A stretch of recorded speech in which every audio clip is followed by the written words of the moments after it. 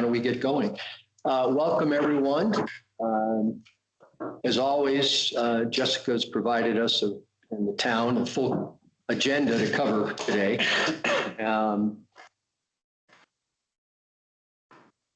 We have a lot to cover in the next couple hours. So rather than take any more time, I think first thing we should do is have roll call. So Jessica, would you do that? Chris. Kayla. Here. Alan. Yep. Ashley. Here. Bernie. Here. Jack. Here. Ed. Here. Zach. Dan. Dan. Eric. Leah.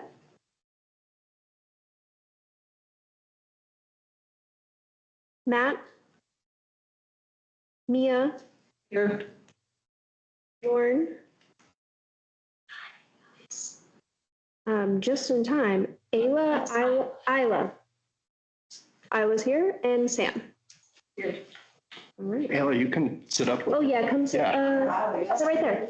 Oh, amazing. Thank you, guys. I apologize. We just got started. Yeah, we're gonna have to sit next to you also. Hey, how are you?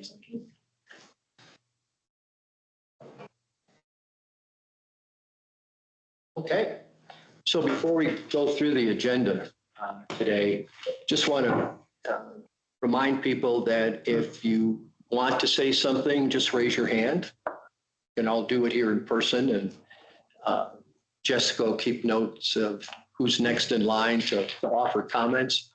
And when you do have something to say and participate, try to keep it, I'd say, within less than 5 minutes, if that's possible. We want everybody to have a chance to comment where they have something to say. And that's just one way that we'll try to keep things moving and everything. So the first agenda item is to review the agenda for today. Hopefully everybody's had a chance to take a look at it and the materials that Jessica sent out last Thursday. So in looking at the agenda, anyone have any questions or comments regarding the agenda?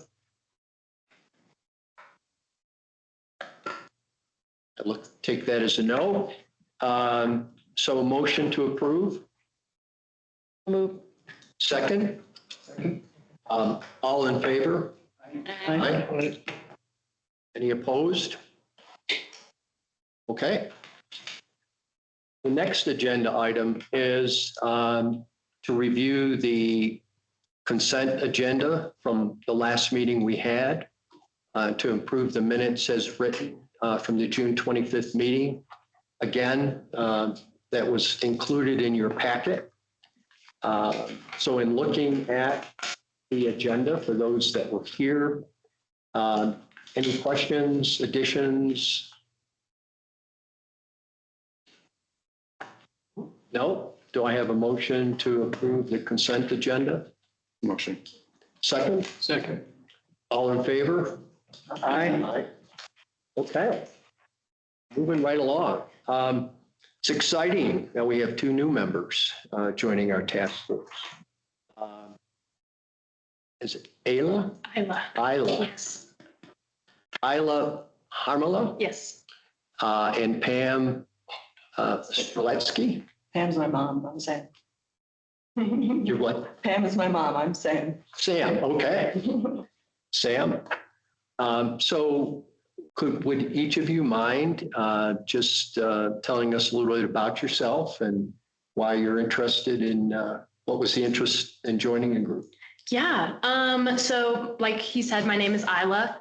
I am currently a student at the Colorado School of Mines down in Golden, but I was born and raised here in Summit County and have been using these county trails, these Keystone trails my entire life. And they are really foundational to what everything like I hold true to myself. They give me a place to relax and all that. And I really want to help maintain and protect and keep this space super, super cool for everyone involved. Yeah, great. Sam?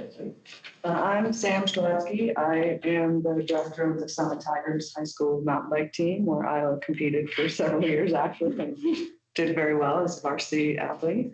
I live in Dillon, and I've been using these trails for the last 10 years as I've lived here in the county, and very passionate about getting younger people involved in trail stewardship and involvement on the trails in any capacity, not just as mountain bikers. And formerly the executive director of SCOMBA, our local IMBA chapter, but currently working for the Kelly Brush Foundation in ski racing safety. But they also do a lot of different work in trail advocacy for people with disabilities, which is an interesting part of the e-bike conversation that we have agenda today. But yeah, I'm Sam.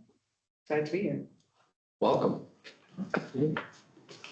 Our next agenda item is an update on a pretty lengthy discussion that occurred at the last meeting. Wasn't there, but I had a chance to listen through it, and the majority of last meeting was spent with great detail going through all the trails and found from really the divide all the way to Lake Dillon.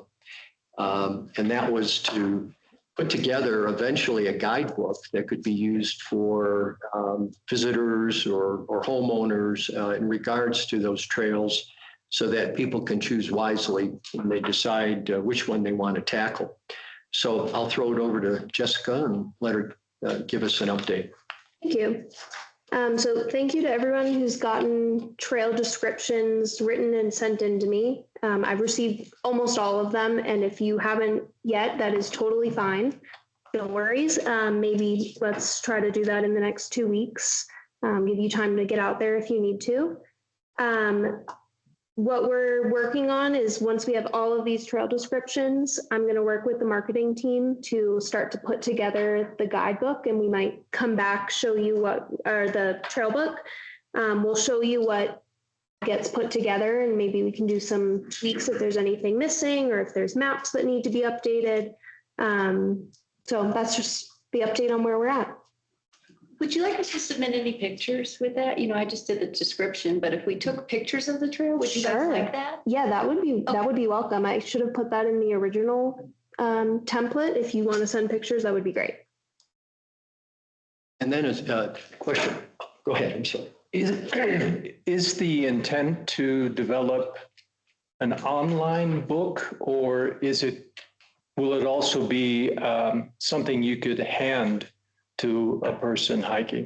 It should be both. Both? The idea is that it'll be on our website. It will be usable by phone or computer. And then if you wanted to print it out and take it with you, it would also be available in all formats. So besides pictures, the actual format of just showing the map itself, is there a thought behind, would we use Cotrex or All Trails, or? I think Cotrex tends to be more reliable, but we haven't fully looked at the map piece of this yet. So I'll work with the marketing team and see what they're thinking. Yeah. Any other questions? I was just thinking along that especially the trails that originate in or near like Keystone Town itself, where all these other the stuff that we've been looking through and talking about, places that need signage and stuff, that would be an easy way to like put a QR code to take you to that app or the web page, you know. So That's a good point. some of them are like far outside of our area, like I did Grizzly Peak, and so I mean, I don't know that we're going to ask the like CoDOT to put one up there, but for the stuff in and around town, especially that are the ones that don't have as robust description on All Trails or something like that we could put QR codes on the signage. That's great. Should we be coordinating this with the greater Summit County trail maps that they have? I mean, there's a magazine, I've got it at my house, and it's in the Summit County, and it's got Frisco, it's got Keystone and Dillon and so forth. I mean, it's kind of more, I think what we're talking about is a little bit more detailed. Yeah. Yeah. I would say we're not trying to create something that's entirely different. It should be coordinated, but the idea is to take what's already out there and just condense it for Keystone specific market. So we can use existing maps. We definitely don't need to reinvent that. So it should go together. We're not trying to make a map that is an extension of that, but just like distill all of the information for Keystone visitors or Keystone hikers and bikers to have in one place. Bernie, I think that's I was just gonna say, I think that's a really good idea. Jessica, could someone help you, like, reach out to the county to see if there might be some I coordination? can contact them. Yeah, I have a good contact there to coordinate. You know the magazine I'm talking about, right? I mean, they give it away at the rec center down in Silverthorne. It's always just sitting there, so. Yeah, I've seen that. I've also seen like a map that's more, it includes more than just trails. It includes like retail, it includes restaurants. That I think is a little bit too far out of scope, but I've seen, Yeah, this one is specific to trails, both walking and mountain biking. well, I'll reach out and get some information about that. Okay. Yes. Also, as you know, Kayla, myself, and Chris volunteered to do all the trails in Tenderfoot. Well, there's a lot more than I thought. I mean, I did 3 or 4, and Kayla, you did. I did, let's see, I did 2 that I would consider tenderfoot and then Oro Grande and incline, so I guess. Yeah. And I know Chris did 3 or 4 in the central portion. What do we do about the other ones that, like around the dump, and there's just a number that didn't get included?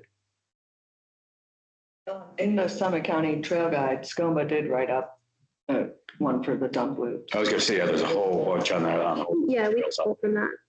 Yeah, in that magazine that he was talking about. What's the magazine? Trail, the Summit. It's just like Summit County Trail Guide. You know. Okay. It's put on by the Summit Daily. If you ever go to the Silverthorne Rec Center, they've got, reams of them sitting there. Yeah, I mean, I think we're in no way trying to rewrite what's already out there. So we can link to existing trail maps and existing guidebooks, just kind of with like a locals flair. Oh, go ahead. As I was doing my trail, it was the one trails that I'd done before, but because I had a reason to like, look, are there wildflowers? Are there this, it was a totally different experience. And I thought, if we are doing stuff online, it might be a cool activity for kids if it was kind of a scavenger hunt on some selected family-friendly trails that they needed to look for this or that, because it just gives it a little bit more purpose. So just a thought. I like that. I was working on the Summit Cove trails, and I focused on the, let's say, Forest Service trails, or have a number to them and everything. There are several more neighborhood trails that connect to them that I didn't work on. So I'm just wondering how we draw the line between those that we want to publish and those that, I know there was a lot of discussion at the last meeting about specifically what trails that we wanted to cover. Yeah, any trails that are social trails and not maintained by Forest Service, Summit County Open Space, Keystone, whoever it is, we're going to stay away from, because with increased foot traffic, they might not be able to be maintained. They might go through private property. There might be other issues we don't know about. So we'll keep that out of the loop until now, but those trails are still an important consideration for this board, just to know what's out there, if that's an opportunity for the future. Also, I noticed that if there are amenities in the parking lot, we should be mentioning that. Yes. And since a number of trails on the eastern end of Tenderfoot start here, should I have mentioned use of the bathroom here? Because a lot of people will be parking in that parking lot, but I didn't mention anything about that. But it was always in the back of my mind. There's plenty, any of these like little things I can also, go through when I look at all of your descriptions. I would leave out town hall bathrooms as a trail bathroom, because that's not quite what we are here. I thought so, but I just wanted to, Thank you. Yeah, that's good to clarify. It's nice that we have a trail right here, and if you're familiar with town hall, you know that there's a bathroom here, but that is not what town hall bathrooms are for. Plus the building is closed. The building's closed at hours that might be, when hikers are out there, bikers are out there. We are the only town hall at a trailhead, which is kind of neat. It is- Any other further questions, comments? All right, let's move on to the next agenda item, update on the student wayfinding project. So yeah, we'll throw it over to Jessica. Yeah, so we probably last saw each other, some of us, at the workshop for the wayfinding plan that the students from CU Boulder are working on.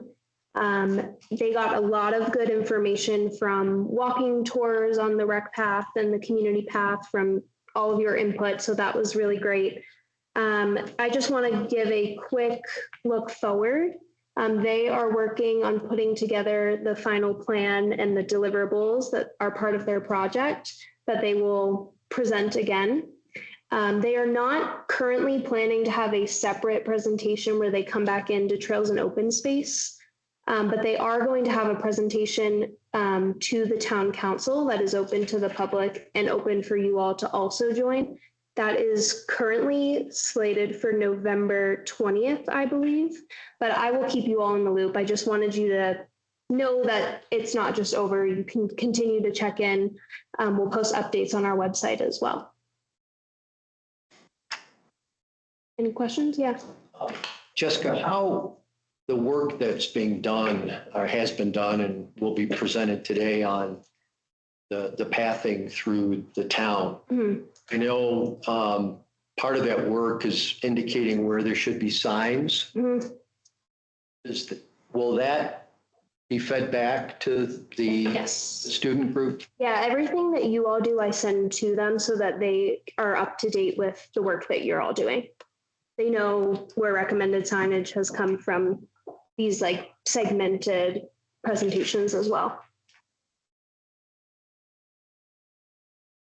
So when we're thinking, I'm sorry, when we talk about the magazine, right? I'm just thinking about the summit one. I want to say, I think there's advertisements in there too. Have we considered letting, locals advertise in there and maybe make something come up with that and Yeah, I get some hot bags or something? don't think we're producing it for profit or any sort of advertising at this time. That maybe that's a future bigger guidebook. But yeah, I think this is going to be, it's supposed to be more of an accessible, we're pulling from resources that are already out there, try to get it up as soon as possible. But yeah, I don't think it's good. It's not necessarily going to be printed in like a bound book yet. This is going to be step one, a PDF of some pages. That's at least what I believe. Anyone else? Okay. Let's move on to the next topic. There's 3 topics of discussion that we have teed up today. The first is that the town council is looking for our task force to provide guidance on what could result in the town's position on e-biking within the town of Keystone. For some of the newer members of our task force that are here today, might be helpful just to give you a brief history about this topic, because this is not the first time that we're talking about it.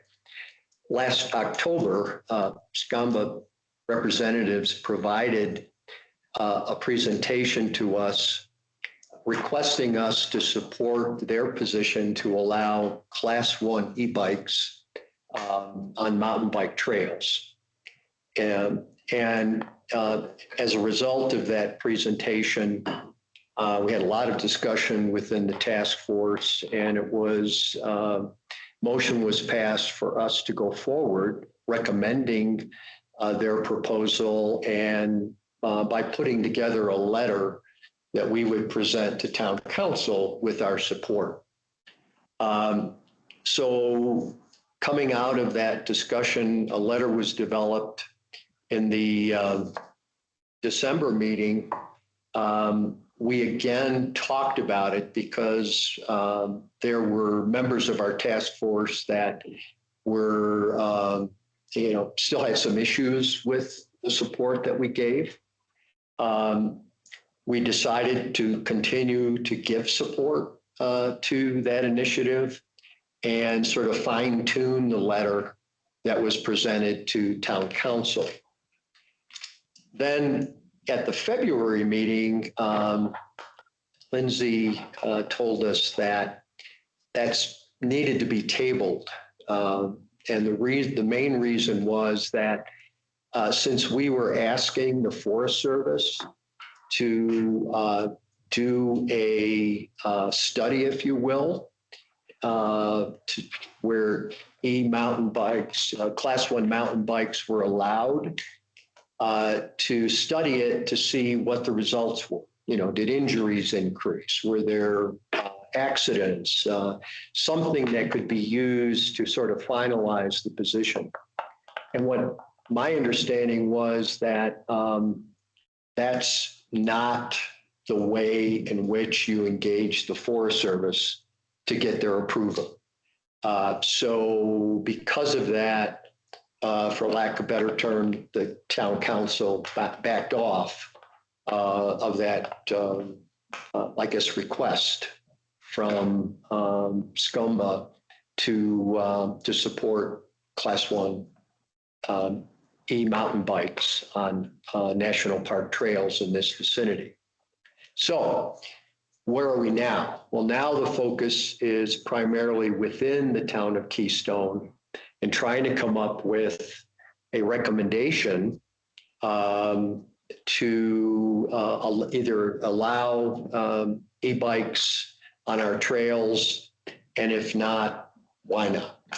So there was a letter that was provided in your agenda packet that sort of highlights what we would want to talk about today.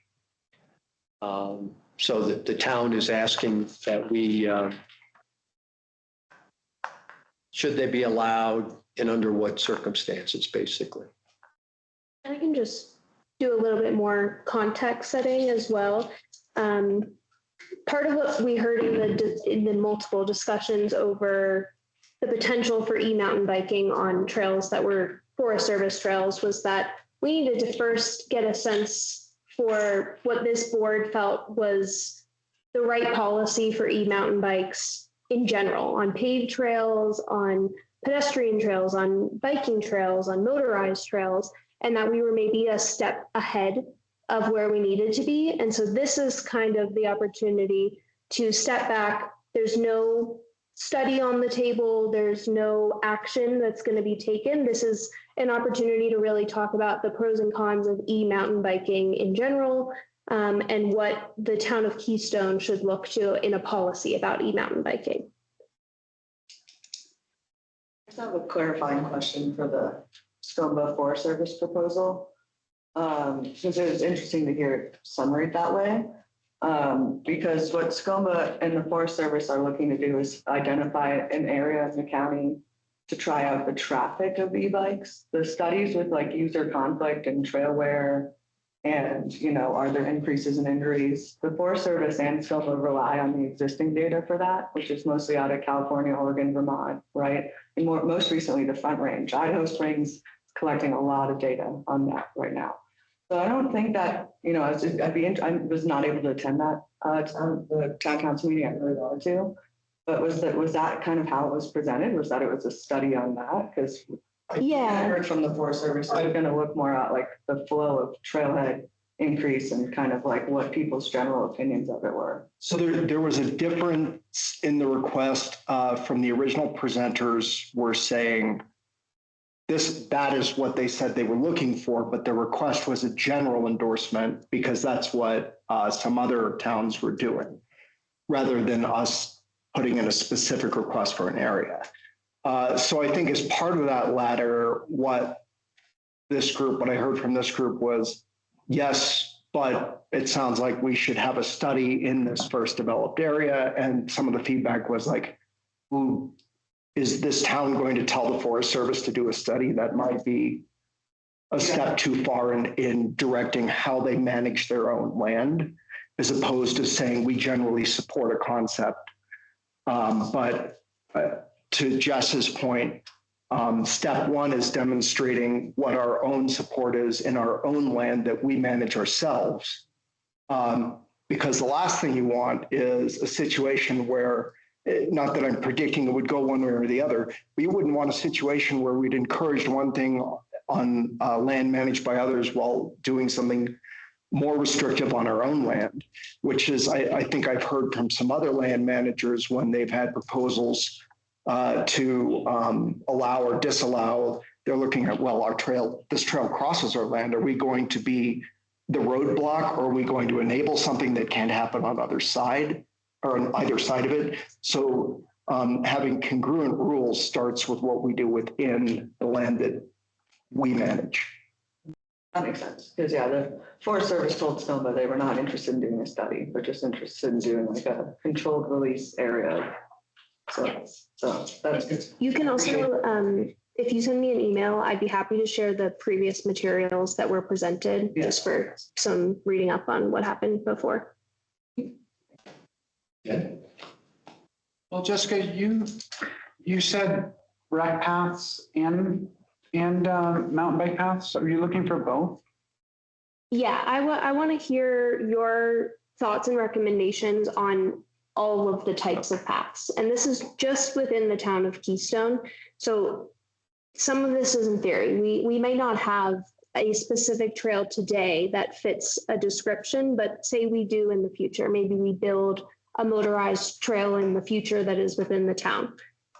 Well, how do you feel about e-mountain bikes, class 1, class 2, class 3 on the rec path, on motorized trails, on biking trails? So I feel like rec paths would be very confusing if we overrode like the state, the county, well, state and then county, right? Because the state has specified kind of like class 1 and class 2 are allowed, but class 3 are not, right? And I don't know what the county has, but I can't imagine.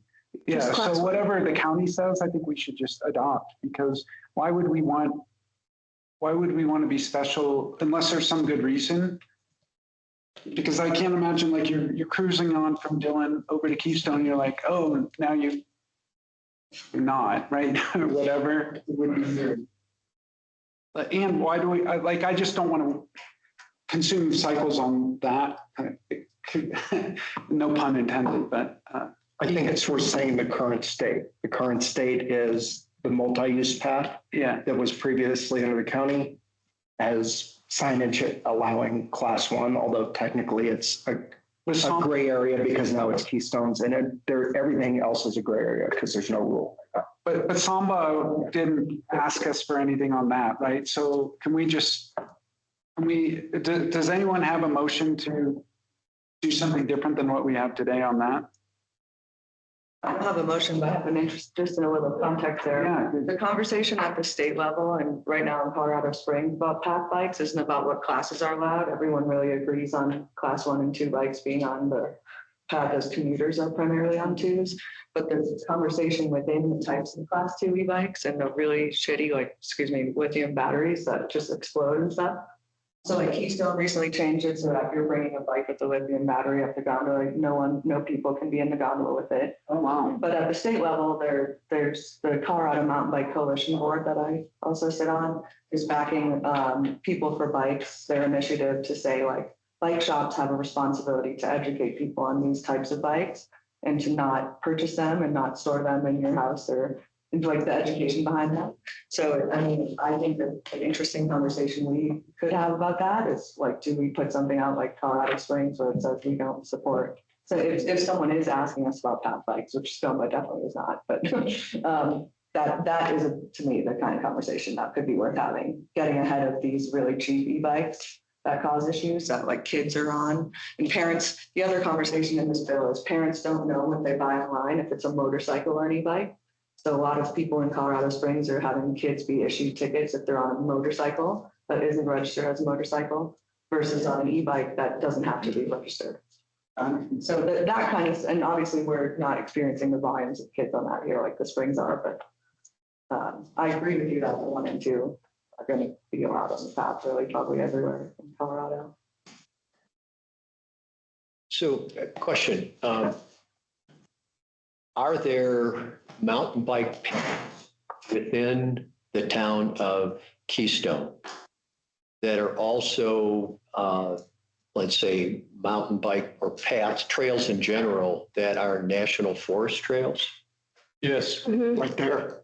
Yeah, the one right outside the yeah, window. right up here. So I guess my question is, because that land is in the town of Keystone, do we have a say in if, let's say, class 1 e-bikes mountain bikes can go on those trails, even if it leads part of the trail that is not within part of Keystone?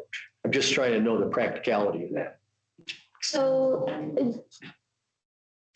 technically, the piece of the trail that is within Keystone, before leaving Keystone, we are the jurisdiction that makes the rules over what can be done on that trail. That's not to say it wouldn't be confusing if for 0.1 miles you can ride any mountain bike and then the remaining 5 to 10 are an entirely different set of rules. But one of the reasons why it's worth considering whether policies should be consistent with what's already going on or differ, is we could build a brand new trail that is maintained and owned by the town of Keystone. And it's not going to be confusing because it's not going to connect to another Forest Service trail or a county trail. And that would have whatever implications you all think is best to set for e-mountain biking and user ability on that trail.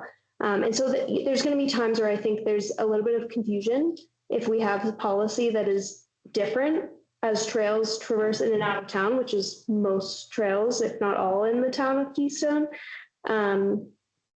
So I'm going to let you all discuss and share what you think through that, because we can set a policy that makes sense based on the conditions we have.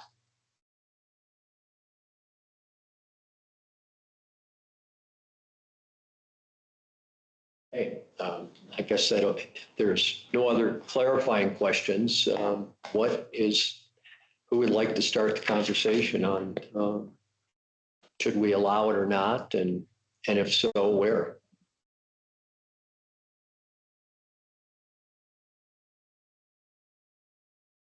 One thing just to throw out there, and I'm sure everyone knows, is that the e-bikes are already all over mountain bike trails. So. If I can echo that, I guess the two thoughts or questions I would have, and I know that maybe it's not in our purview to set up enforcement, but I think that the honest reality is that even on the rec path, class 1 is what's posted, that it's not just class 1 e-bikes that are on there.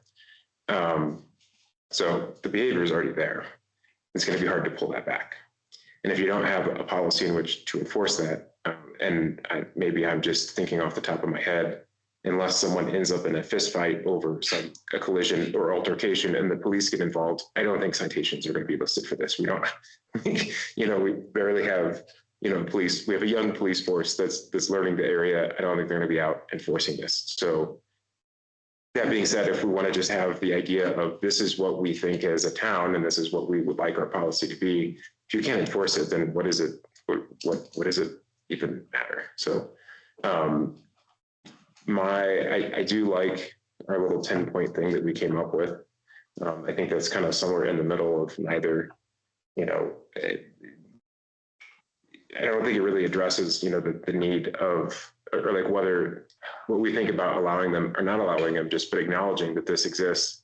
And let's work on what we expect of good citizenry between foot traffic, traditional bicycles, and electrified bicycles. And then, yes, if something were to come to it, like, then we have something to kind of go back to of like, this is what we expected to do in the town. Whether, you know, someone read it or not, but like, I don't foresee a path forward of like eliminating e-bikes that are here. So I don't know.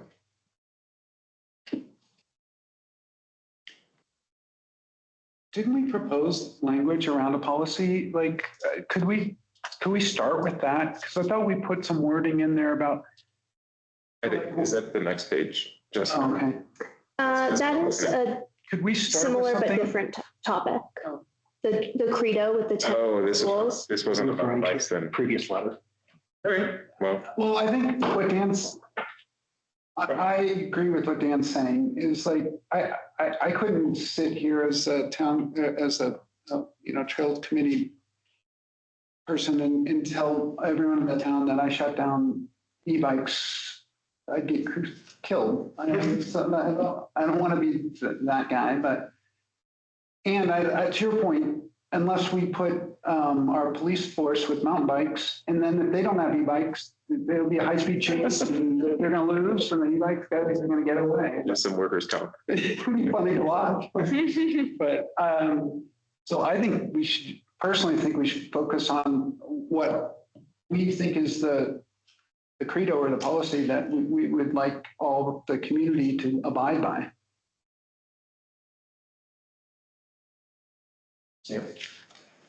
Yeah, I do definitely hear that argument, but I think that like we can't enforce it, so let's just accept it is kind of a slippery slope. Like that's what when mountain biking was being talked about being overlaid on hiking trails. That kind of was the initial, like, let's just ignore it. It's going to happen. No one can enforce it and everything's going to just figure itself out. But I think with the EMTB conversation, it's not necessarily about enforcing it. Maybe at some point that is possible, but like, what is our responsibility to provide education and feedback to town council of where we think they could be and recommend it to people? That has been shown in other counties to pull people off of where they shouldn't be. And then they feel that they have a place that they can and should be and ride there. Worked a little bit in Frisco. I think a lot of people would start to disagree with that nowadays, as Frisco being the only place that people are allowed to ride a class 1 bike, and getting frustrated with that and just then doing whatever they want is a separate issue that we're not really tasked with solving. But I do think like if we can educate people on where we think these riders should be and try to funnel them into different sections of our trails, that is still going to be helpful for everybody.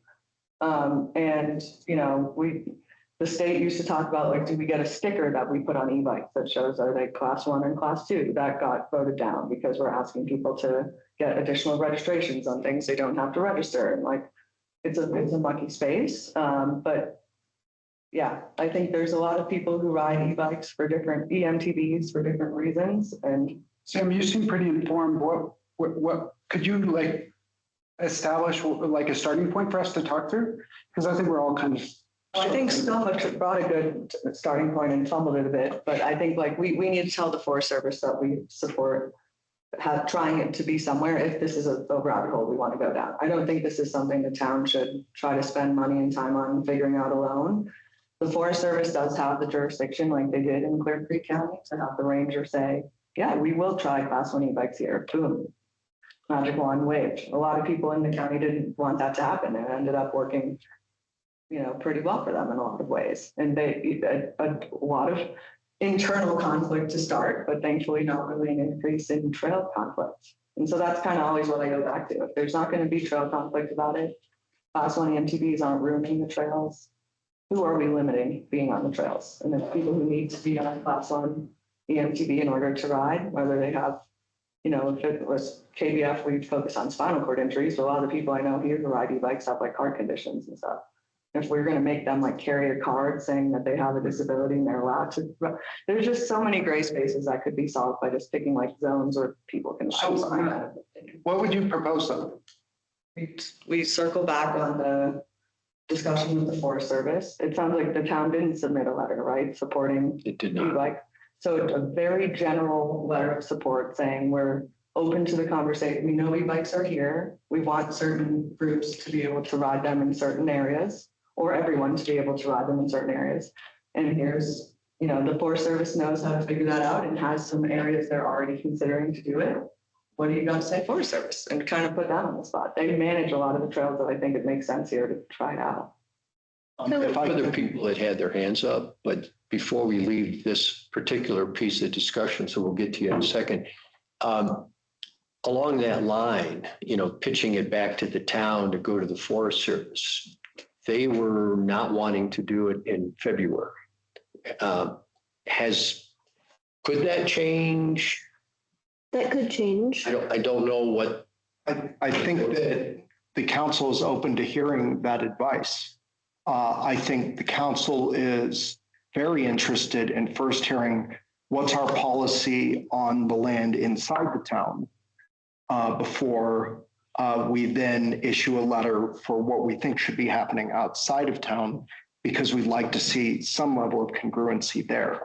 So I think things that we're really looking for as far as like the guidance and opinion of this committee is, where would you see e-bikes not being allowed that mountain bikes would? Because obviously there's places you can't even reasonably put a bike. Example being the South Side Nature Trail on the Snake. No one's biking that because, so there's a non-issue. But are there places that you think an e-bike wouldn't belong, that a bike would? Or is it as simple as e-bikes, if you can have a bike, you can have an e-bike, and then the limits that we want to see are type 1 e-bikes or class 1 e-bikes, class 1, class 2, speed limits. I mean, obviously the class 1 and 2 motor support cuts out at 20 miles an hour per guidelines that define those classes. That's the sort of information. And then like, if you could delineate into the trail types, natural surface versus paved, those I think are, as far as like regulatory side things, feedback that we want to hear about. If there's some sort of delineation on who, and I think that was just discussed, we would want to hear that. And then the last thing we would want to know is like what sort of information do we need in that kind of a policy? That's helpful clarification. Yeah. Thank you. Ashley, you had your hand up first. Sam answered my question, so. Okay. Mia had a hand up as well. Just want to. I'm sorry. Yeah, well, this is maybe more of an aside, but I'm more of a walker and a hiker, and the only person in my family that does not bike.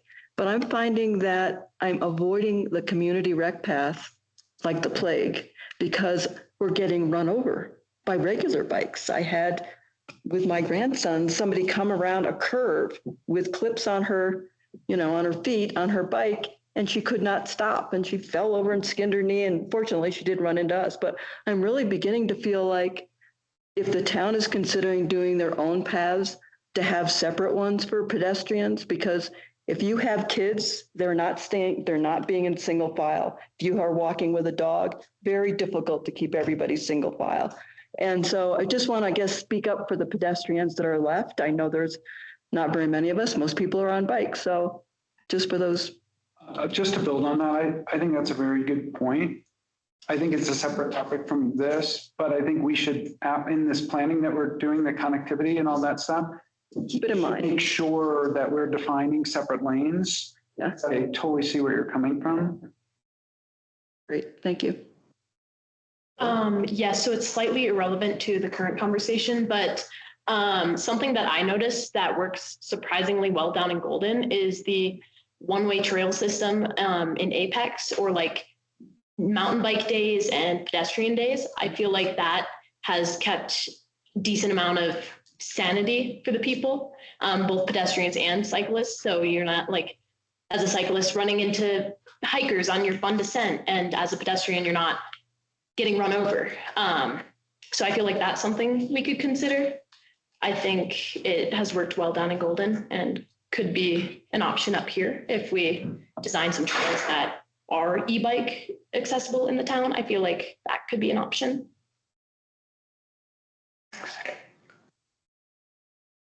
Yes. I've made it a point to hike all these trails up here. Power Line, Power Hair, Death Hair. And I haven't run into that many people on bikes. And the few people I have run into are very considerate. They know that pedestrians have the right of way over anyone on a bike. So I think if we could use the experience up here at these trails, because these are forest trails. These are managed by the Forest Service, but they allow bikes up there. And I've hiked all around our town, and with the exception of the rec path, there aren't a lot of bikes up there. But here is a great area where we could possibly do a little test. And the bikers are up here. I know they're regular bikes, they're E1s and probably E2s. But I'm telling you, when I've been on the trails and I've confronted them, they're very considerate. And it's changed my attitude about bikes on trails. And I also have had some friendships with people who, if it wasn't for their E1 or E2 bike, they couldn't get up into the mountains. So, yeah, there's a lot of people, a lot of different ways and layers to look at this. But we have an area where hikers and bikers are daily confronting one another right in our backyard. Just wanted to point that out. Could we say that the existing mountain bike trails, let's say dirt mountain bike trails, that hikers use as well, that we have no issue with how that works today? I mean, my experience is just like yours. I took the Soda Creek Trail, and there were probably 100 mountain bikers and 5 hikers.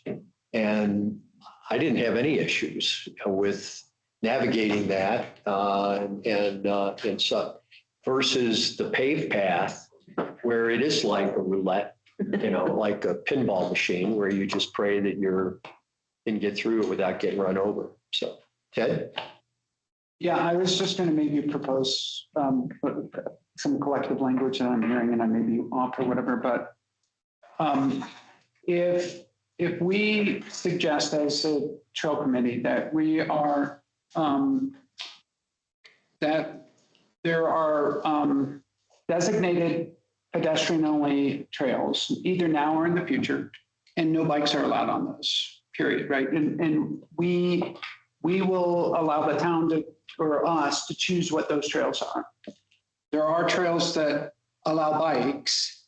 Those bikes, to your point, Dan, we will allow level 1, maybe level 2. I don't know what you guys think, but not level 3 for sure. And if we want to do, Sam, if we want to have something in there about we as a town don't promote lithium bikes or whatever that, like, if we want to have a policy against lithium bikes or whatever, we can state that too.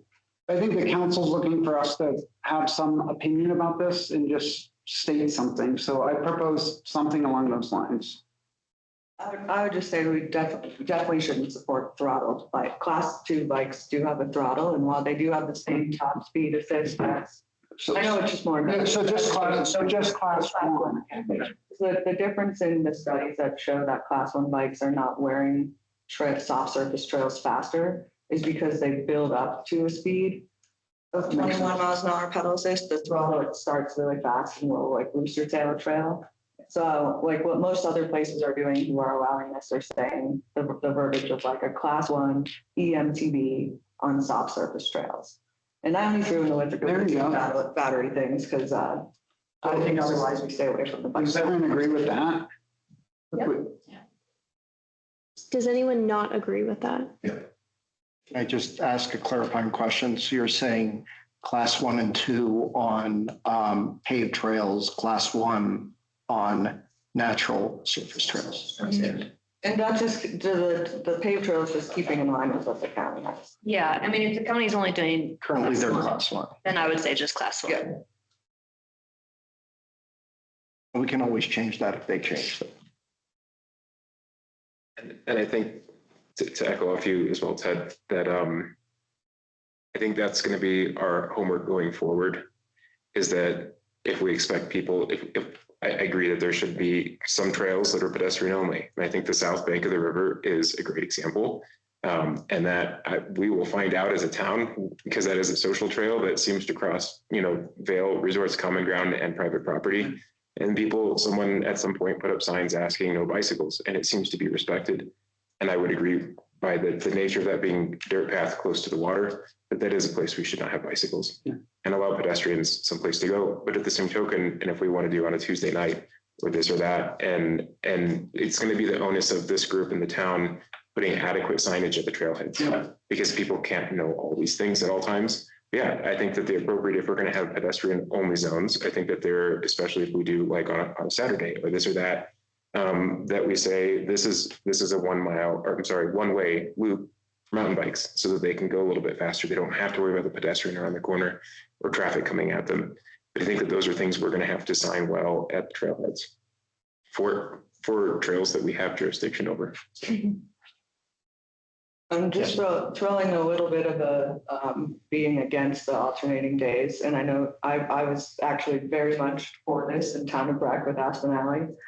And when I learned a little more about it and how they did it down in the Front Range, they spent about like $2 million on trying to educate people what days and how to use them and where and what the trailheads were like and when to not go. When if they built a trail right next to that trail that was hikers only, it would have been $75,000 probably.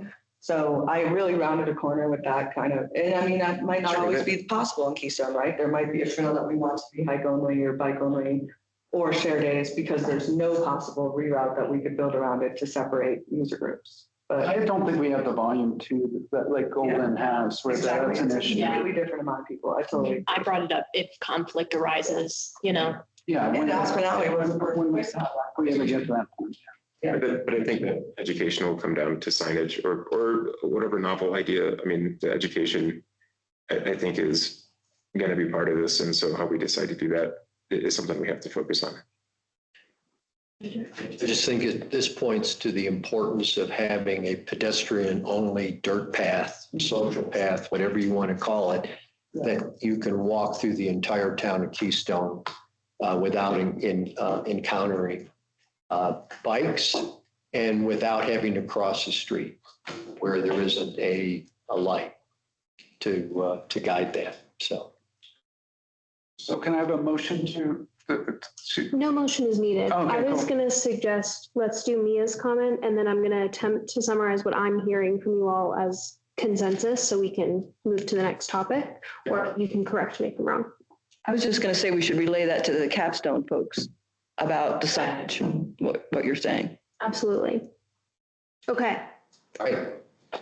What I'm hearing general consensus on is more exploration is needed to determine if, where, and how pedestrian only or bike only or one-way related trail traffic can be navigated. But in the meantime, education of etiquette is a key piece.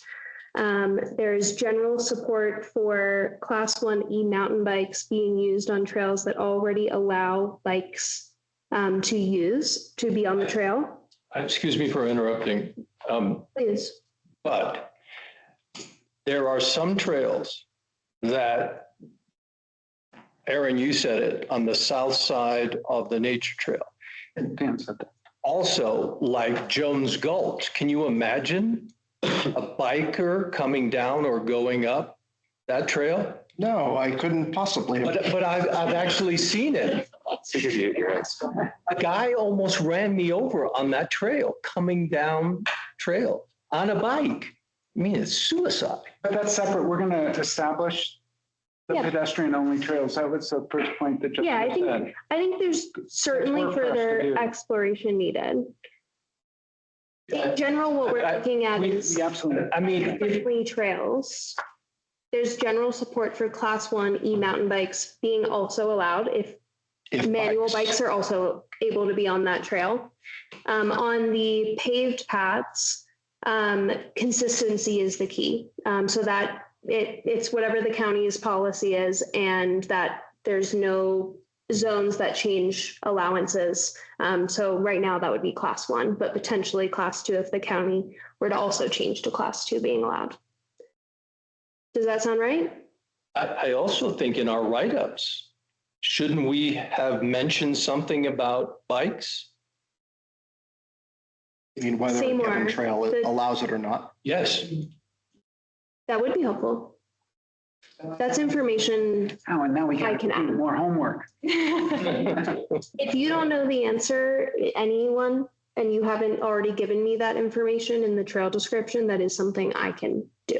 You don't need to go back. National Forest Service trails that have a number and are official. I mean, you walk on the trail and you see what's allowed before you even enter. So Absolutely. those are already there. And when we cover those trails, I'm sure the information's available that we could include it.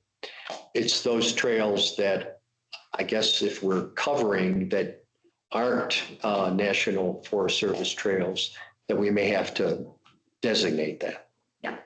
Good point. Okay. And I would hope that maybe Keystone considers doing more in signage for safety reasons. Yes. Please dismount, blind curve, having the strip down the middle, things like that, that will help with etiquette on the trail, on the community rec path. I think that might be helpful. Okay. Yeah, I'm definitely hearing that education and signage in general to the population, as well as at trailheads and on trails, is very important to continue to promote safe usage for everybody. Okay. If there's nothing else on that, this is a great tee up to our next topic. Okay, very good. Town council wants our feedback on the draft developed by staff members, as I understand it, Jessica. Yes, this is, Providing what would be trail etiquette and usage rules for trails within Keystone. So again, a draft was provided in your agenda materials. So let's throw it open to your reaction, comments, questions. Yes. Okay, so I like the 10 points. I was hiking on the trail, on the rec path on the eastern side, okay, of Keystone last year.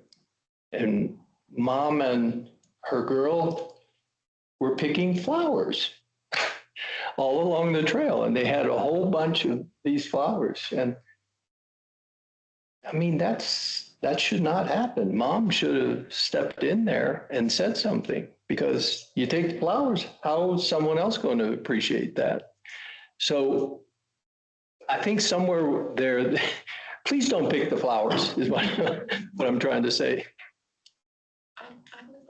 Falls under leave no trace policy. Which one? Leave no trace. Leave no trace.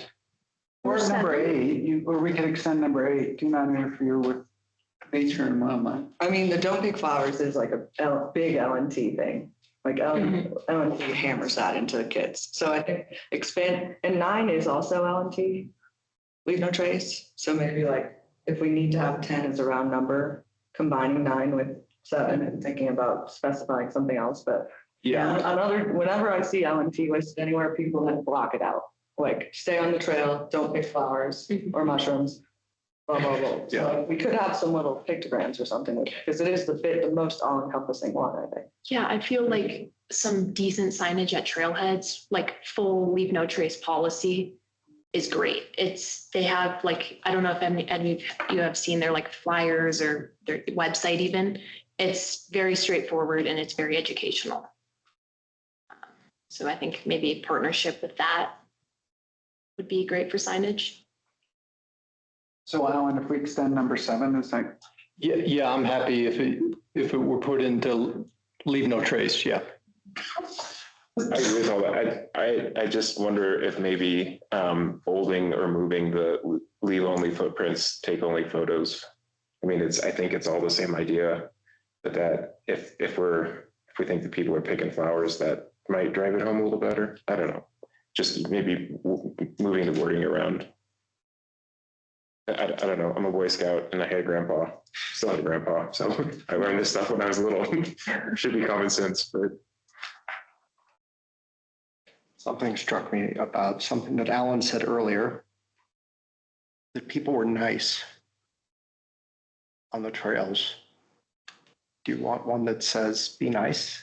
I think show courtesy and respect for fellow trail users. That's pretty. Yeah.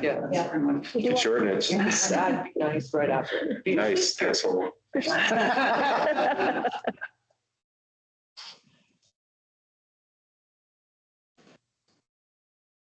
Yeah, I thought this earlier was a segue from the bicycle thing, so I like it now.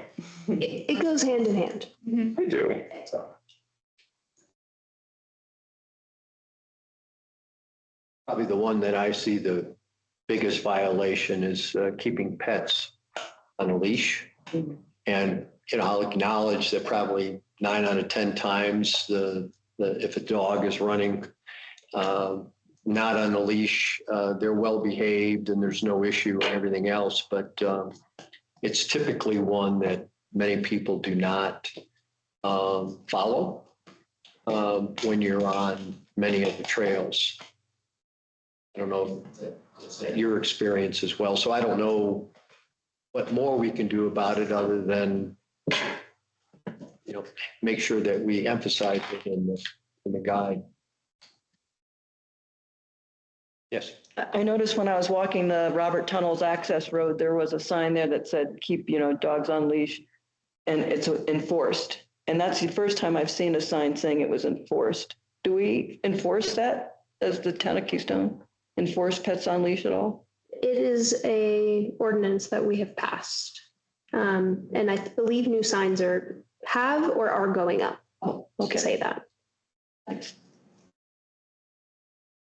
I'd just like to say that I've mostly noticed it around the Keystone parking lots, especially in the winter. Like people have their dog in their car the whole time they're skiing, and then they'll just let it run around afterwards. That's always been the biggest issue for me. And then they're never well behaved. Because they've been cooped up in the car. Exactly, yeah.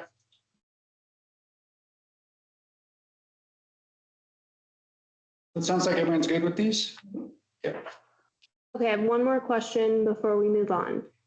Do you feel that order of these matters? And if so, is this the right order? I'd say yes. I would move leaving a trace and respect trail users to the top. So if they're reading just 2 things, they read those. I'd love to think that everyone who sees the list of 10 things is going to read all 10 things in my heart of hearts, but I think that's unfortunately not true.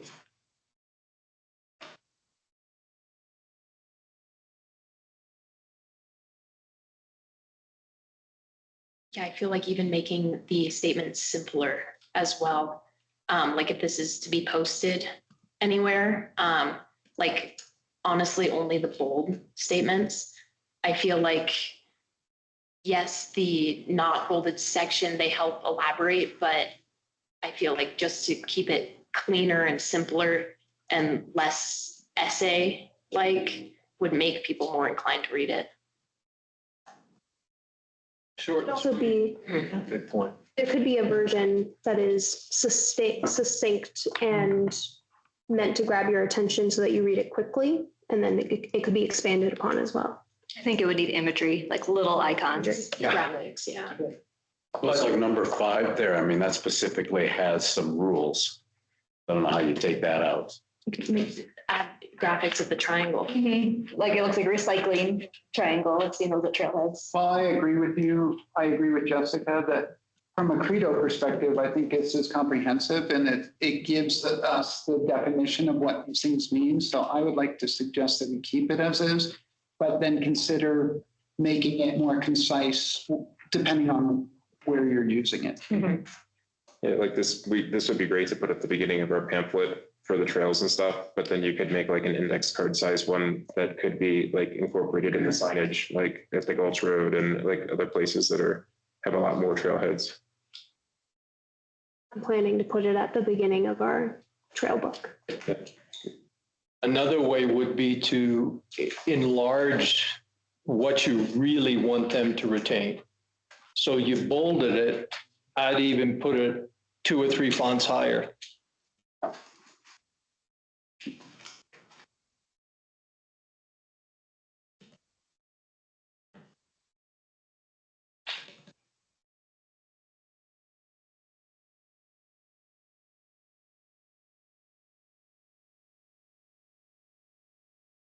Not at all. Any other comments? Okay, our final topic is the work that Ted and Ashley have done in providing their recommendations for the pathing that would run from East Keystone Road to, I guess, the lake here at the lodge. So, and I guess thanks also to Kayla for helping with the technology piece of it. So without further ado, let's turn it over to Ashley and Ted. Yeah, so Kayla, so we're going to start on Kayla's work because Ashley and I went through and we put some verbiage around all the things that we think could be improved. But Kayla made it really digestible and consistent with the last one. So we'll just go with that. But if you guys want to refer to the rest of the details behind it, it's in the document. So first we took on and I'm going to speak and Ashley's going to add color. Yeah. So we took on the center section here. It was a big area. There are 2 primary paths or two sections, segments, if you will, and then we broke them up so that we could kind of talk through each of them. So the top section, I think you guys are really familiar with this, is that winding, meandering path that you might figure out a way through. It's like a maze kind of to get from the lake to the East Keystone Road. You know, it starts and stops and kind of meanders through. And then the bottom one it's the rec path, but the rec path dumps into the road and then it continues on and then they all connect. Okay, so we'll just jump right into it. If you go to the next slide. All right, so I'm going to go from the east side to the west side. And like I said, we broke this up into different segments. This east side is actually pretty good. The trail itself needs some work. There's a lot of cracks and there's different sizes. We think if we could break this up into consistency and segment it for pedestrian and bikes, this would be a really great path just as is. One thing to note in all of this, and Lindsay called this out before, some of this property, a good amount of this property goes through condo associations, HOA. So we, as a team, if you're on one of these HOAs, it would be great to pull them in early, even before we present to council, to kind of get their endorsement and their plan, because there's a couple segments where I think it's just going to be an improvement. So I think they'd be excited about it, but we'd still need their permission because it runs through their property. In this first area, and the ordering of this is a little bit, it might be a little bit backwards because Ashley and I went from west to east, but then I decided in my wisdom to go east to west when I put this plan together. So it might be a little confusing. But the road that starts off from East Keystone Road is rather wide. And there, again, what we would want to do is, and in the detailed plan, you'll see road marking recommendations and more specifics on what we can improve there. That section B, there's this weird little, if you're going from the west to the east, when you go over, it goes into this dead end street, and that's the veer to the left, and that's the main path. but to the right, there's this dirt path that most people have created, and it just makes it a more connected path versus dumping onto a street that has these blockades on it, which is just it's a really weird experience if you go that way. So what we're recommending is that we create the path just on that corner loop there where you see the 3 dots above the B. And then you go into the section A, and this just, again, needs new paving and cleanup, although the path itself is in perfectly good shape. To the south, or I'm not sure if that's south, I think it's south of that. To the south of that is the boardwalk. And we walked the boardwalk and it's in relatively good shape. So at this point in time, we're not recommending any changes to the boardwalk. Keystone maintains that to get traffic to the hill, so it's in pretty good shape as is.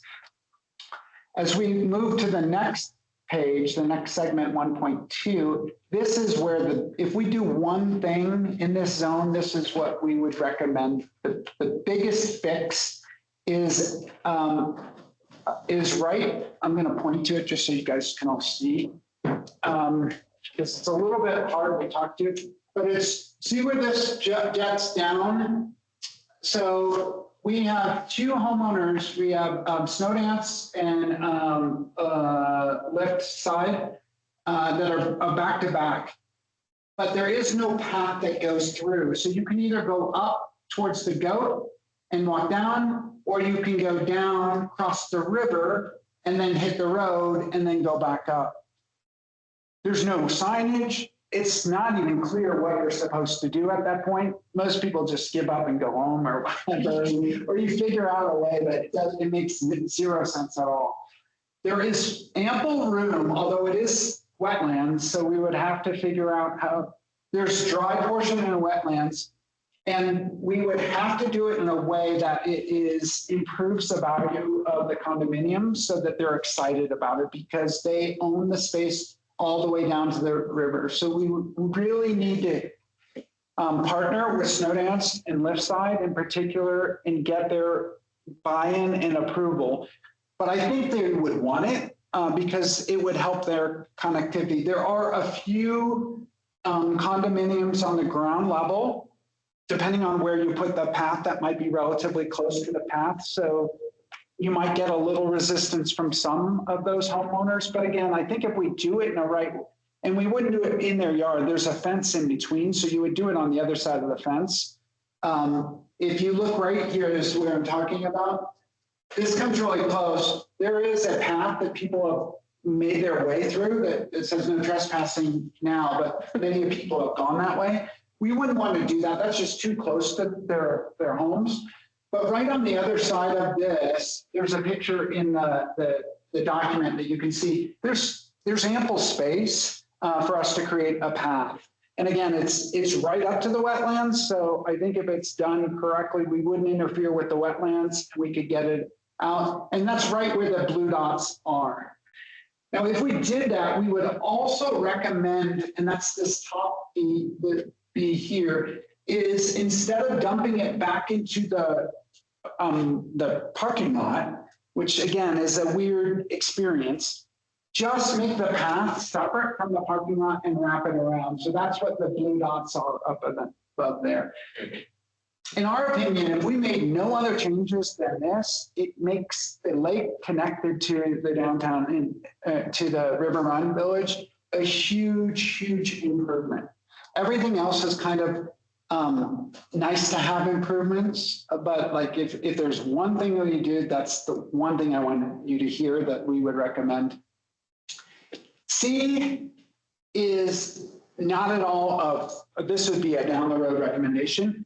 What C would be is an extension of the boardwalk, just like we have a boardwalk over here. There's the wetlands. Over here, we're away from the river. The path goes way up to the Hidden River Lodge.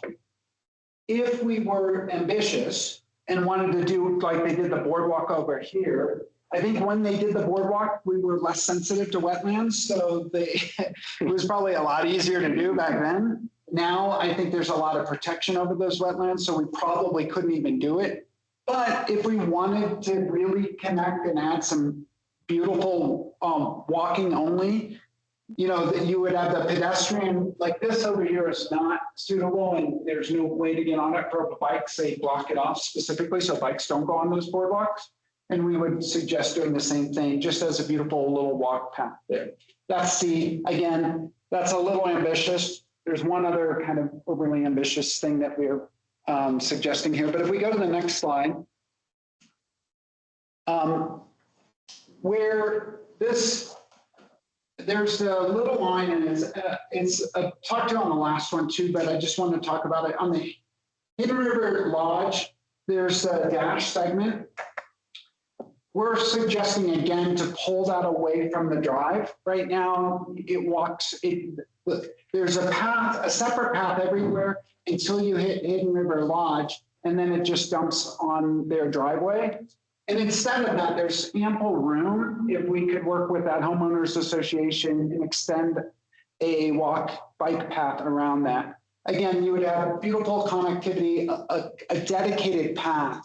What we're trying to do is not have a pathway and then go into a parking lot, then a pathway going into a parking lot. So the improvements that we're suggesting are whenever you're dumping into a parking lot or a driveway, just to wrap around. And fortunately, there is space to do it if we get approval from the homeowners associations in all those areas. The other sections, we have a really wide street here in B with no lines at all. And again, can get really dangerous. You can, the bus goes on there. Again, these lines were not the proposed lines that we would have. It's just, we should have dedicated pedestrian and dedicated biking lanes. There's more than enough room. And that carries all the way over to the lake where we would have those dedicated lanes. So that is segment 1.3. So that concludes the top part. Now we have a bunch of opportunities for better signage along the way. We don't have to go through each of these, but one of the things, just like Kayla, you went through on yours, we think there's a great opportunity for us to provide signage, not just for the paths, but for the restaurants and commerce along the way. On the bottom path, if you go to the next slide. Okay, this is another overly ambitious one, but we'll just throw it out there. Why not? The Granny Path dumps into the road. So if you enjoy walking on the Granny Path, then it's a beautiful path, right? It's super nice, and then you get right to the village or right to Mountain House area, and then you have to share with buses and cars and whatnot. Ashley and I walked, and there is an opportunity if you actually go behind the base operations. Keystone's base operation is there on the bottom left. And so this trail does not exist, by the way. But right here, there is a way to connect this. And then you could take the trail all the way over. And the Timbers, if you guys haven't walked on the Timbers, it's a super short, but again, beautiful trail. Looks almost like the Granny Trail and the Timbers Trail. The problem is that you're in between, you're walking on the road.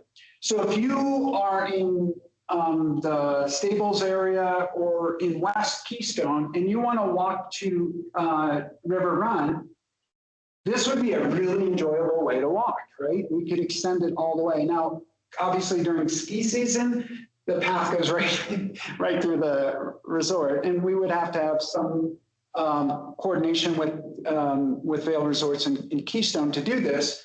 But I think they'd be open to it because it would be great for their visitors to go from River Run out to the Keystone Gulch and all those trails. Just to add to that, they've been driving excavators up and down that road every day all summer. So which road? Like this, where this blue dot is that goes like over the ski piece. There's a lot of heavy machinery that because I sit out back porch at work, and like they've been driving an excavator up and down. So I don't know how much they would be excited about that, but at the same token, like And I think, yeah, you meant the yellow area here, from what I understand, is what some weird ownership of Snake River and The water, yeah, or the Snake River water. yeah, what I tried to do is identify what the owners are in the plan so that we could figure out a conversation with those owners. Yeah, but just a little, add a little knowledge, but like, yeah, so this is on Google Maps. We had someone 2 seasons ago drive an Audi up the snow and punch through the crust, in which they had to get a Bobcat to dig it out. So, but anyway, when you get to here, it's then Forest Service. I think that there's kind of an allowance of letting, because like people will go park in the lot there and start hiking up this, I think what they call the summer road. So it's not disallowed, but yeah, they've got a bunch of heavy machinery and the snow groomers and stuff that park along that road in the summertime. So There is another potential option on that, Dan, if that's not. So if you wanted to do the same thing, if the objective was to get a social path to connect Granny to Timbers, which is what I was trying to do, you could also kind of go up in here and then do the sidewalk. yeah, Use the sidewalk as it is right now. But then when you get to Common Spirit, you could weave up through the housing there, yeah, like on the backside of this housing, and then connect it that way. And that wouldn't have the, sure. so that's another option. You do get on the road for a little bit, but there is a dedicated sidewalk, so it's not the The worst. unending stuff we always hear from them is that they've got a 5 or a 10 or a 15-year plan for rebuilding Mountain House. So I think that at some point you just try to figure like, I don't, this is just hearsay that I hear, but if they are going to rebuild this area in the next 10 years, make it look like Kindred and whatnot is kind of what, the stuff that people talk.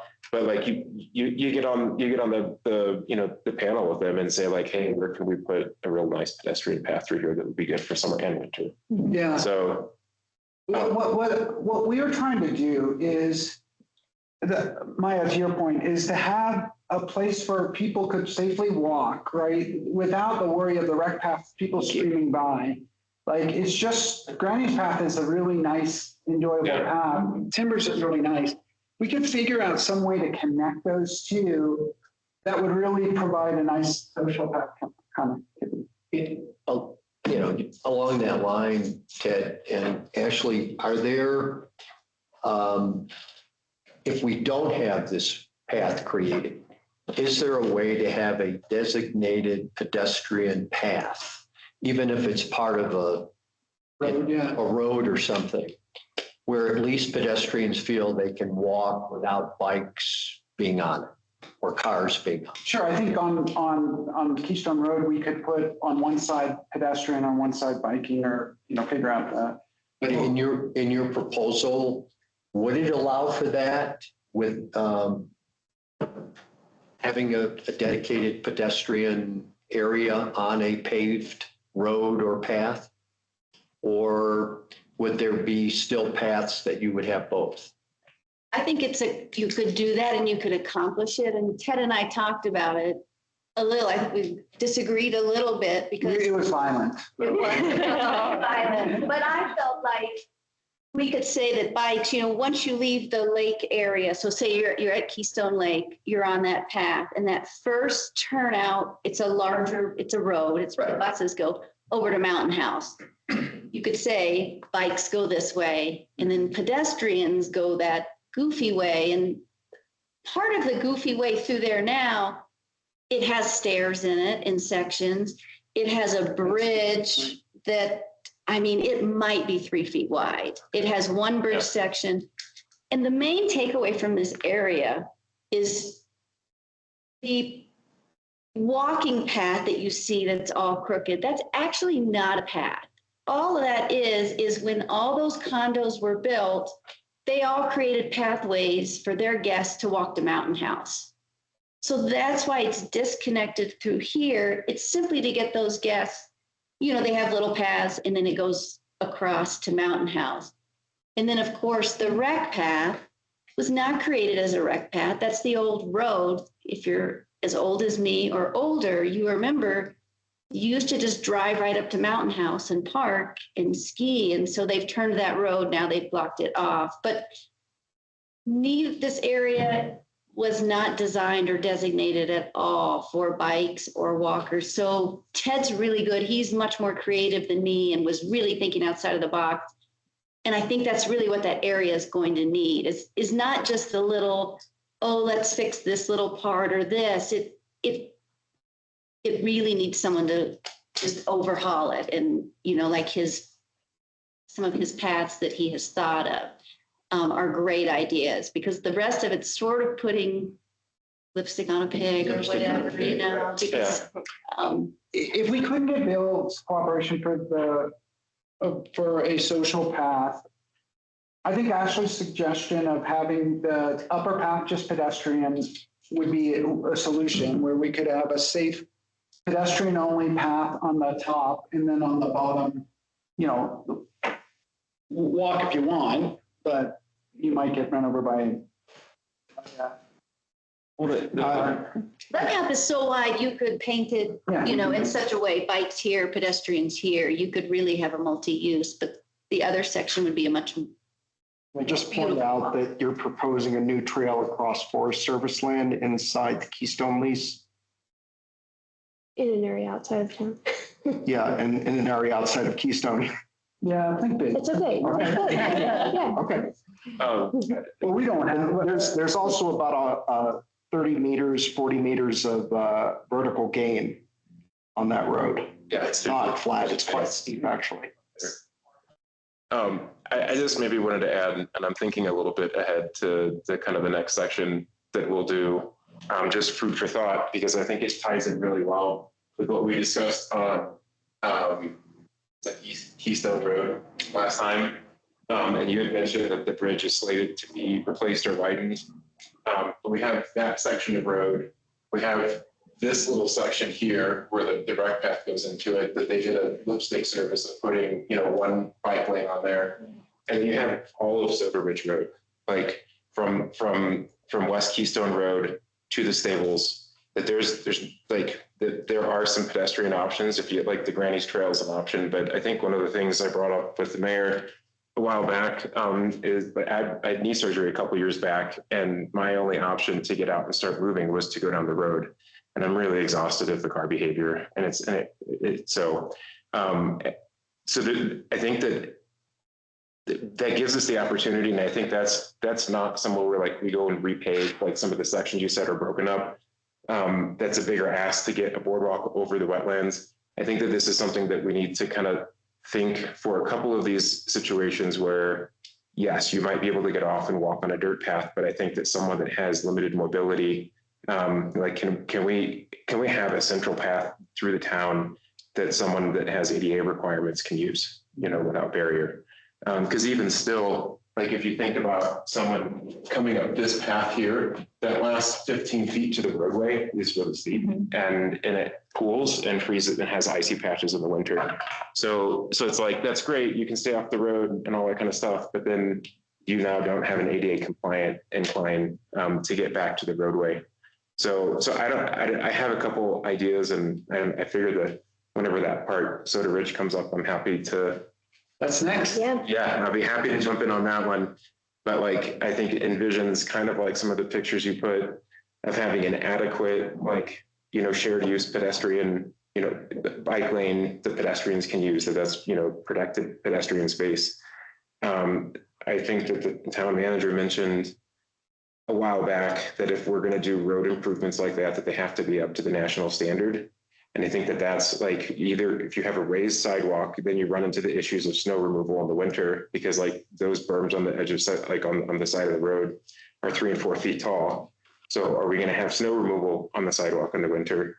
Are we going to have a flat road that is either widened enough to have adequate 2-direction travel with protected space? Or like, how do we, like, my answer is just to put giant ass speed bumps in there and just slow people down. Where are we on that? Like on Soda Ridge. So I'm jumping ahead. You're jumping ahead to the next. I'm jumping ahead, but I think that we have to think that road segment, a little bit of this one and Soda Ridge all have the same problem, that you're getting off into wet, like you don't necessarily have the room to widen the road. the most logical answer is probably to have shared space with the pedestrian and the roadway. And how do we make that safe? And how do we keep something that's paved and ADA compliant? So I'll keep it to that. I think I can say that walking as a pedestrian across that bridge is scary at times. Keystone Road. Which bridge? Keystone Bridge. Right there at the driveway to the timbers. Yeah. Oh, I agree. And you live closer than I do. And Like- under some sort of utility construction or Yeah. resurfacing for the last 3 summers. Yeah, and the bridge was kind of collapsing the corners too Yeah. for a bit. And I lived in Keystone Road. Yeah. I lived Keystone in Road corner. Tenderfoot Lodge for 8 years, and I have to say that I would have loved it if that little segment in front of Snowdance would have existed. Yeah. That would have been such a wonderful thing, because if you wanted to walk over it's got, to Dos Locos, Mountain View Plaza, Goat, or anywhere, you had to do that big loop there. And I love dreaming big, and I'm not opposed to the idea of thinking about things that we might ask the Forest Service for, like special use permits. In the current reality of budgets, building a second set of trails that are not accessible by all users, when we don't yet have similar, I don't have to cross the road a ton of times, Keystone trail networks, there'll be a question of like, are we going to spend the money building one that only some users can use, or that all users can use? And when that first thing exists, or maybe alongside it, you could start to have questions of a pedestrian only. But currently, the community lacks the same level of, can I get from one end of Keystone to the other without crossing the road and umpteen times? We don't have that for anybody. so I'm not following what you're driving at. Like, as far as, because I value your input, like, and I don't want us to propose things that are just going to get shut down. Of what Ashley and I presented here, what do you think is doable? In what time frame? Because everything's doable with a long enough time horizon. But like, There's no bad ideas out there. The piece on, going in national forest, I understand that Scumba builds trails, improves trails. I may be wrong, but I understand the Soda Creek Trail, there's a new portion of it that's going to be open. So where can we get some education on this topic? I know, Aaron, obviously you have a sense of it, but the people that actually build new trails and know the drill and how it gets approved and what tends to be more doable and what doesn't, and when it sounds like we can benefit from getting a bit of that education. Well, yeah, I mean, SCOMA usually pays a trail builder to do it with money that SCOMA raises, and it would be a proposal to the Forest Service. Maybe it comes from SCOMA and the town of Keystone to say, we would like to build this, we have the money for it, we're only seeking your approval. And those are the types of projects that typically get approved, because the Forest Service doesn't have to find a budget for it. And there's key investors who typically will agree to maintain a trail for a long time. I would say I also have heard that this area is going to be rebuilt. We at Team Summit keep asking for certain areas that we can utilize with Keystone, and they keep reminding us to not get too attached to stuff at Mountain House. It may not exist, as we get to have existence there. Right. So that, to me, would be the biggest barrier to the Forest Service reaching out to Keystone Resort saying like, But in terms of them being like, well, we're going to rebuild this area in 7 years. And so then the Forest Service would see that as an unnecessary amount of change in that section of the land to then be removed so soon. so let me repeat the priorities. The boardwalk and that last social trail were, again, future phases. Like, I knew those would be the hardest too. The most important ones are the ones that we talked about on the top. And that's really where I want your feedback on. Like, especially, like I said, that one segment where it just throws everything off. My opinion is if we got homeowners, the HOAs, there's 2 HOAs that own the property, if we got them on board with it, I don't feel like it would be an extremely expensive endeavor. Like, I'm not sure, but I feel like that would be, in terms of a contribution that this committee could make, that would radically change the connectivity. The hiking trail, the soft service trail? No. The cutting off the view. It's a good word. So I know you're all sick of hearing this, but I want you to dream big. Yeah. And we, as we put together this plan, we'll start honing in on what's feasible, funding sources, things like that. I don't want you to limit the ideas and the potential at this stage, because that will come down the line, but let's get as many ideas out in this initial stage. Even if we know it's not feasible now, let's keep it on the table. I like that too. Then I propose a single ADA accessible path that goes all along the river. I mean, that's. You're going really big. I mean, right, I mean, if you're talking really big, you need a path. That would be the best, You need- for sure. You need just to start over and just from that, So we didn't, Keystone just because we didn't retold the the wetlands Once are they're being. done on Floyd Hill, they'll just bring that machine. Yeah. They have this like wonderful. So that's why we, but Ashley's put right. some If you lights want to on do it, it, I if you want to think dream big, it's that would be like redo the whole planning, start from scratch and do it that's along really the what needs river. to be done. I mean, honestly, Absolutely. the path really is, it's parking. Already. It's not a path. You know, it's not a path. It's just really not a path when you Cobbled sit. together. Yep. When I thought about it that day and then it was it's like, oh, this isn't a path. This was created when only Mountain House was the base. And this is to get the people to Mountain House. And then we've sort of, It's just like a country road, so like out in the Midwest where like 2 or 3 HOAs would get together, or I don't know, maybe the resort did it, but they would make that path just enough so they could get there. But if you have one down and you didn't chip in, then you just get. Yeah. Like, yeah. Well, I appreciate the work that you both did. There is a lot of, and Kayla, thank you so much for putting this into a presentation. There's a lot of really helpful recommendations that you made, especially in that middle section where it's pieces of condos. Sorry, I don't know why that's happening. Are we ready to decide on the next segment and who's going to be part of it? Go I ahead. just have a quick, up above Snake River where it says Snake River, that little section of the trail floods all the time. Like it's ice all winter long. Yeah. Yep. Right now it's a drought, so it's dry, but otherwise that's flooded. It's all overgrown. Yeah.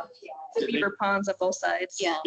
that boardwalk there, you said it was in good condition, but I feel like last time I went there, it was on like a 10-degree side tilt and there was water. It's I one just fixed it think- recently, Get it, but get it's it. walkable. It's walkable. I'll go walk there tomorrow.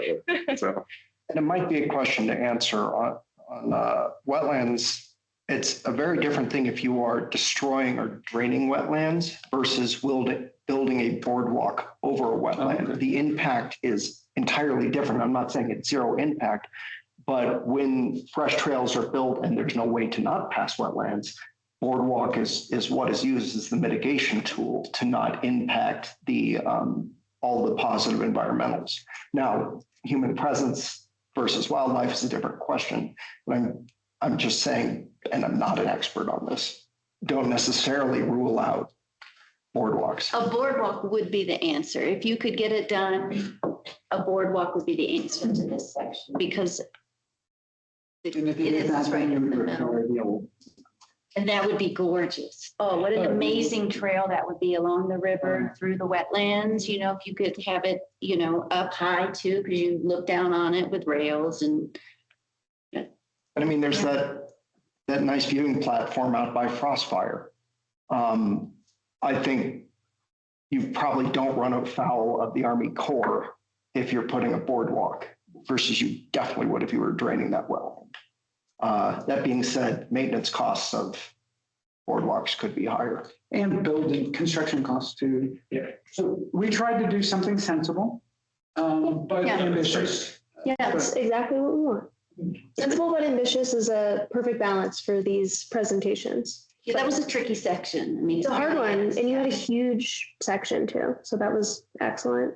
Such an important section, Yeah, at least to me. I think to everyone, it's the middle, no matter which side of Keystone you live on. If you're trying to get to the other side, you have to go through there. Yeah. Okay, Are we ready to go? Yeah, let's go to- Identify the next segment. so we left off right at this intersection where the east meets Keystone Lake. Dan, I know you mentioned you might want to be involved in the west segment. It's my front yard. Yeah, I'd like to be involved. you'd also? Okay, And I can be as well, because I live on the west side as well. I already did the farthest west end. okay, so we have quite a big stretch here to go from this part of Keystone Lake all the way to, we've got a long way we can go. At one point, we'll leave the town, we'll get back into the town. With 3 of you on it, we might be able to do all of it if we break it up. I know, Bernie, if you want to start the furthest west, and maybe Dan and Jack, you meet in the middle. Does that sound doable? What do you think? Still just have to do 2 at a time. Is the, Yes. okay. So we can't, 3 of us can't work on it, just 2 and 1? Correct. Okay. And then one could talk over the wall to Bernie, when we have to. So when you say west, how far is west? The ranch, right? Yeah, the very limit of town is. Let me do this on the fly. Oh, I went too far. I think the very limit of town is right at. Yeah, can you confirm for me? Yeah.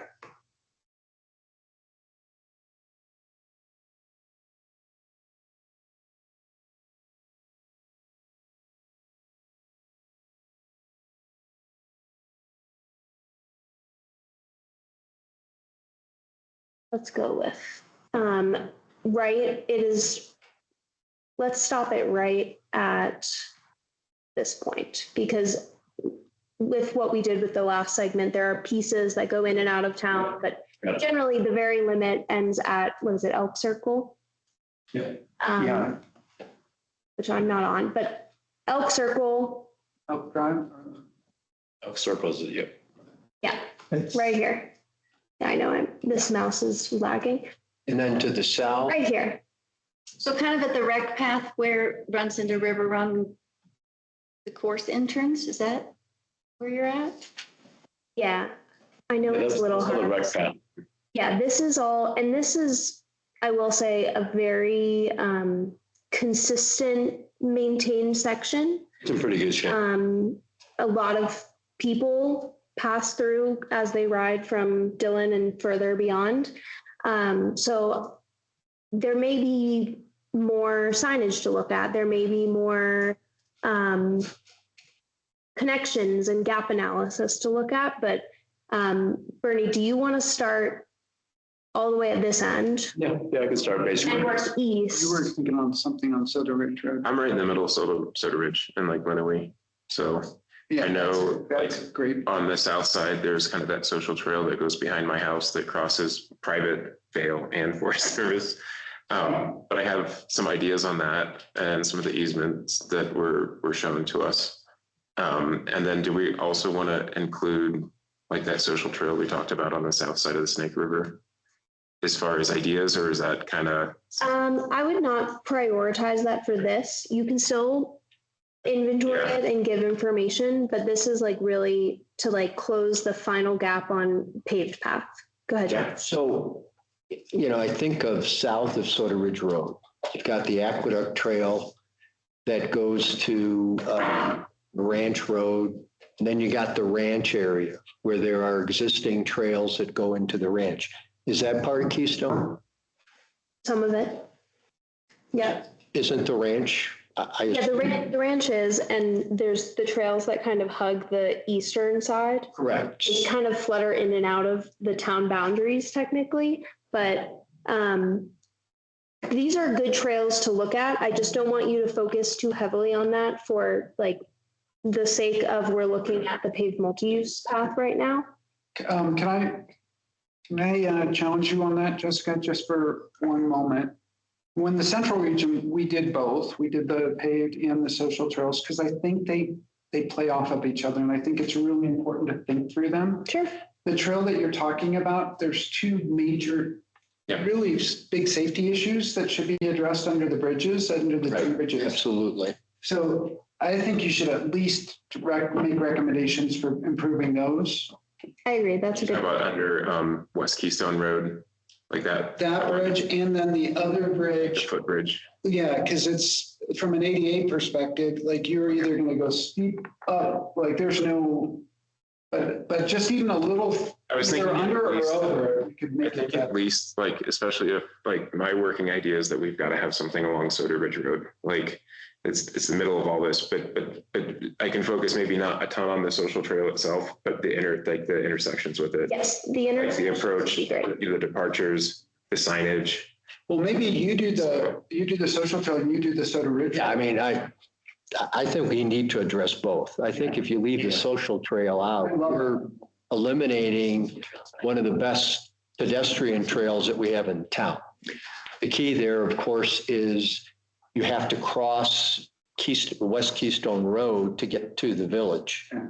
And most people don't go over the road, they go under the bridge, and the bridge is always, somebody tries to barricade it so you can't walk through there. So that's obviously something that has to be resolved one way, shape, or form.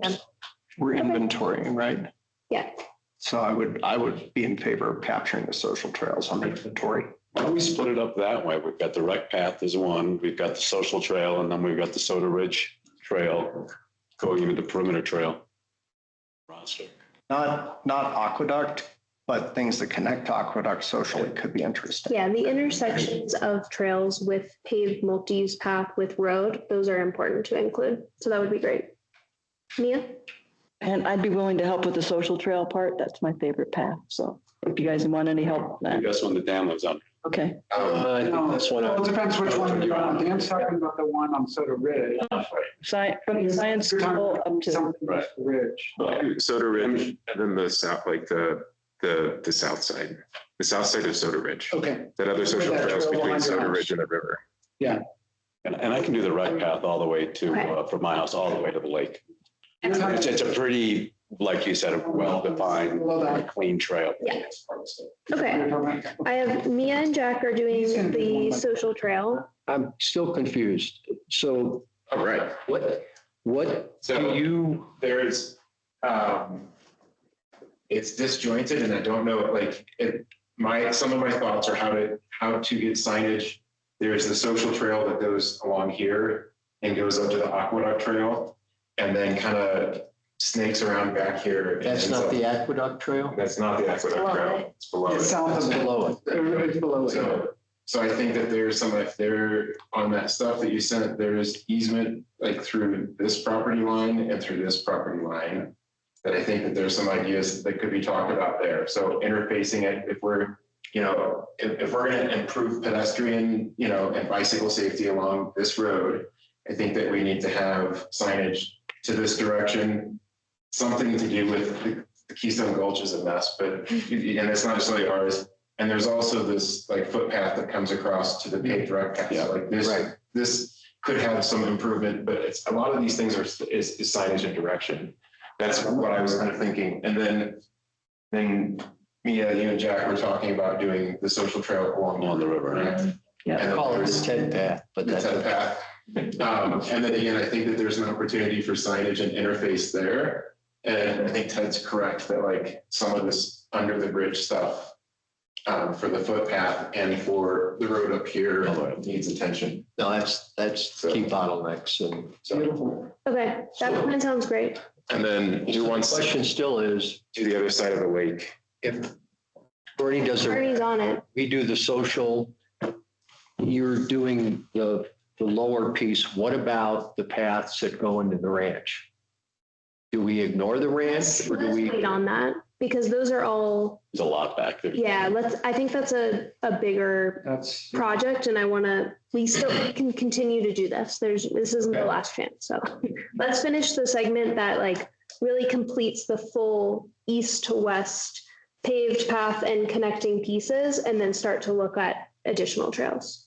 I just wanted, for the social path there on the south side of the Snake River, are you talking about like advertising that in the, I feel very protective of like, of course, everyone should use it, but not like really advertising it, just because it's. We're not fragile. it should be on real sheet. Well, it's a pretty fragile, small trail, you know, Yeah. and it does go through a lot of private property. The idea of it, I think, is that as our group, we should be aware that's, there are a bunch of there's also another social trail that goes along the river past the Seasons, and it peters out, and I think would need a lot of work in a wetland area that would be difficult. But I think the idea is to be aware of what we have, make suggestions of what we would really want to improve it. And maybe one of that is that we don't improve that a lot, except for the approach and the departures. Yeah. So that it's not as busy. So it doesn't necessarily mean that we have to put it in the pamphlet or advertise it or whatever, but I think that the town should know about it. And at the same token, as we go through all this stuff, that's the one that's really messy about who owns what and everything. Yeah. And may have homeowners that come up and say, I want it like this and I don't want you to touch it. So. Yeah, we're not going to advertise. I mean, we went over the list of the trails we are going to advertise. We're not going to advertise the inventory work you're doing. This is really a foundation for us to understand what we have.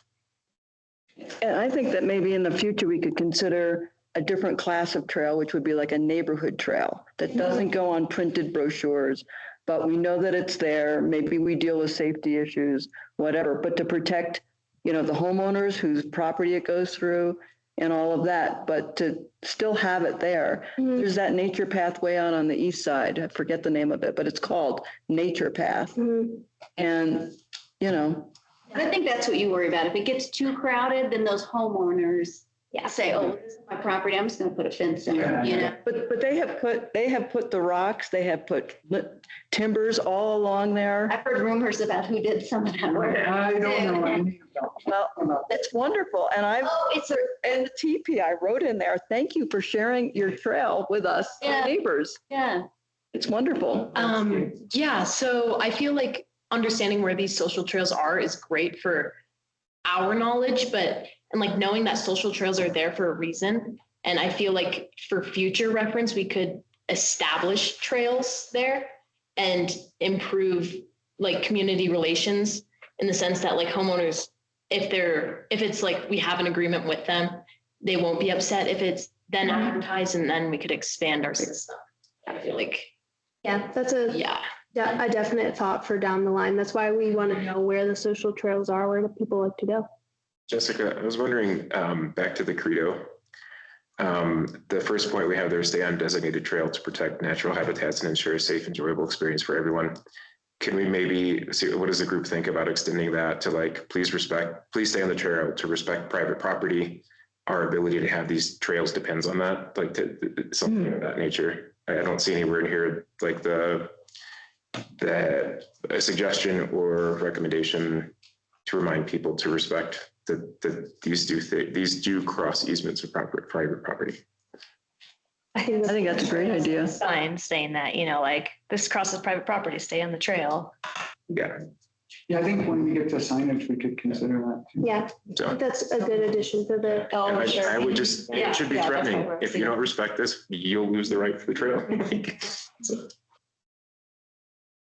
Can I make a recommendation to the three of you? If Caleb, I'm not gonna. You live in the West. So good. No, you can't. If you guys, whenever you create something, if you have her polish it and finish it up, be consistent. I know.